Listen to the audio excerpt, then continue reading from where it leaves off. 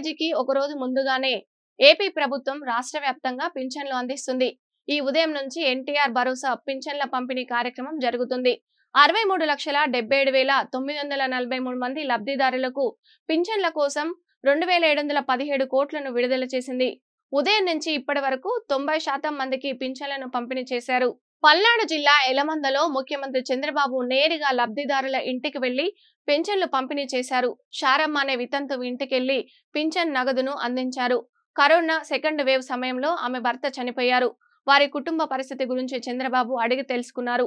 Inter చదువుతున్న శారమ్మ కూతురికి NEET coaching ఇప్పించాలని అధికారులను సూచించారు. సెల్ ఫోన్ షాపు పెట్టుకుంటానన్న ఆమె కుమారుడికి ఎస్సీ కార్పొరేషన్ ద్వారా ₹1,00,000 రుణం, 2 లక్షల సబ్సిడీ ఇప్పించాలని అధికారులను ఆదేశించారు. మరో లబ్ధిదారుడు ఏడుకొండల ఇంటికి వెళ్లిన చంద్రబాబు వారి ఇంట్లో స్వయంగా కాఫీ తయారు చేశారు. ఏడుకొండలు కుటుంబ సభ్యులకు కాఫీ అందించారు. ఆ తర్వాత పెన్షన్ అందించారు.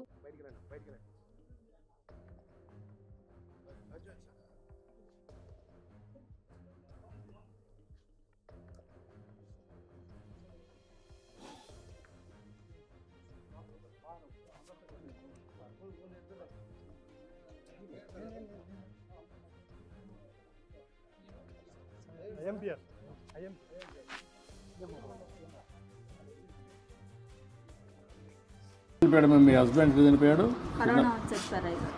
కరోనా వచ్చి చనిపోయాడు. కరోనా సమయంలో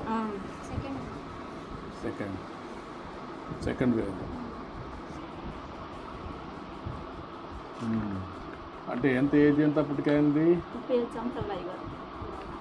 ఏమన్నా అలవాట్లు ఏమైనా ఉన్నాయా? తాగుడు కానీ అవన్నీ?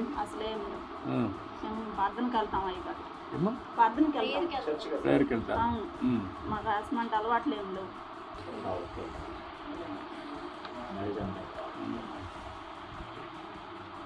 ఇప్పుడు మీ ఇంటి మీద సోలార్ పెట్టిస్తే పెట్టుకుంటారమ్మా?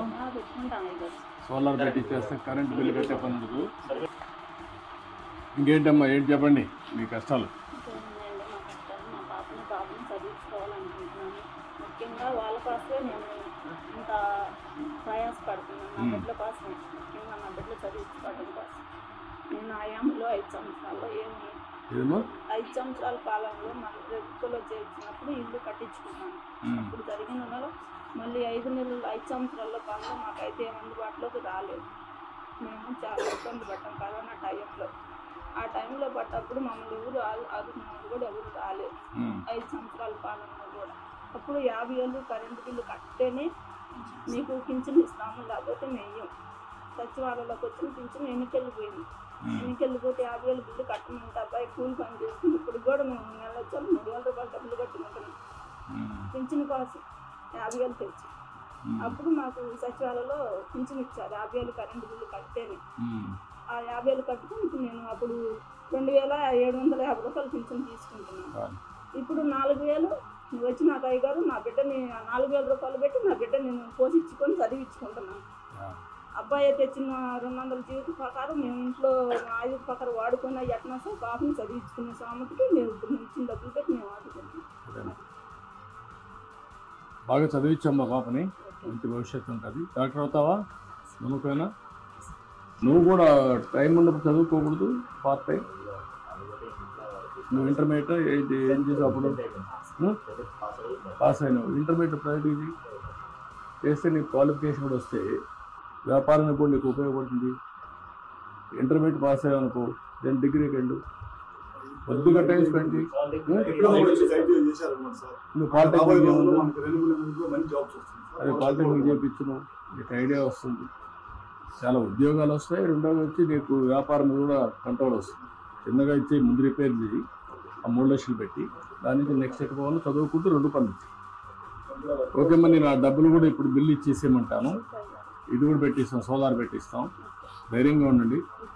ఈ పాపని ఏం కావాలో అవన్నీ ఇప్పించి చదివించాలి. నాకు ఎంబీబీఎస్ చేసేట్టుగా మీరు మెంటరింగ్ చేయాలి. రేపటి నుంచి పాప జిల్లా అడ్మినిస్ట్రేషన్లో ఉండాలి. ఒకటి టేక్ లాజికల్. ఓకేమ్మా, ఆ రోజు రండి తీసుకోమ్మా.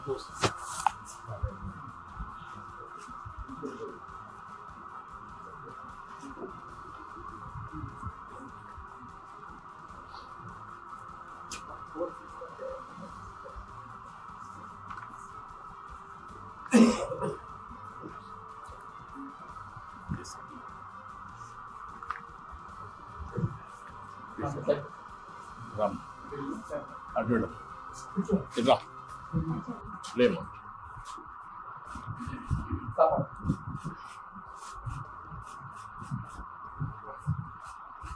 రామ్ రండి పిల్లలు రండి.